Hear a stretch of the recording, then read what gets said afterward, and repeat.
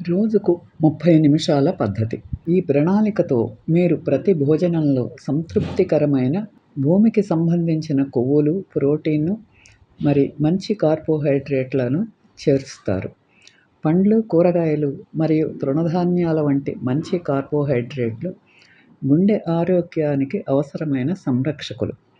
91,000 మంది పురుషులు మరియు 2,40,000 మంది మహిళలతో కూడిన 10 అధ్యయనాల మిన్నెసోటా విశ్వవిద్యాలయ సమీక్షలో వాలంటీర్లు ప్రతిరోజు తినే పండ్ల నుండి ప్రతి 10 గ్రాముల ఫైబర్కు ప్రాణాంతక గుండె జబ్బుల ప్రమాదం 30% తగ్గిందని కనుక్కున్నారు. ప్రతి 10 గ్రాముల తృణధాన్యాల ఫైబర్కు ప్రమాదం 15% తగ్గింది. ఎక్కువ రక్షణ కోసం ఇది ఎక్కువ ఆహారం కాదు.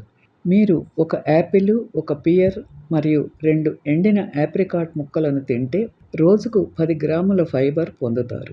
మీరు ఒక గిన్నె బ్రౌన్ ఫ్లేక్స్ మరియు ఒక ముక్క హోల్ మీల్ టోస్ట్ నుండి 10 గ్రాముల తృణధాన్యాల ఫైబర్ పొందుతారు.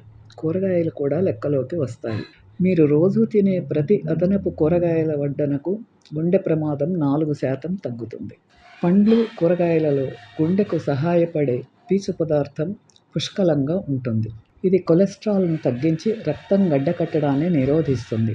యాంటీ ఆక్సిడెంట్లు, రక్తపోటును తగ్గించే పొటాషియం మరియు ఫోలేట్, విటమిన్ బి ఇవన్నీ హోమోసిస్టేన్ స్థాయిలను తగ్గించటానికి కీలకమైన పోషకాలు. ఇది ధమనుల గోడలను దెబ్బతీసి ప్రమాదకరమైన రక్తం గడ్డటానికి కారణమయ్యే అమైనో ఆమ్లం. మంచి కార్బోహైడ్రేట్లు మీ బరువును నియంత్రించటంలో కూడా సహాయపడతాయి. నర్సెస్ హెల్త్ స్టడీలో భాగంగా పరిశోధకులు నిరంతరం ఎక్కువ తృణధాన్యాలు తీసుకున్న మహిళలు తక్కువ తీసుకున్న మహిళల కంటే తక్కువ బరువు కొన్నారని కనుగొన్నారు.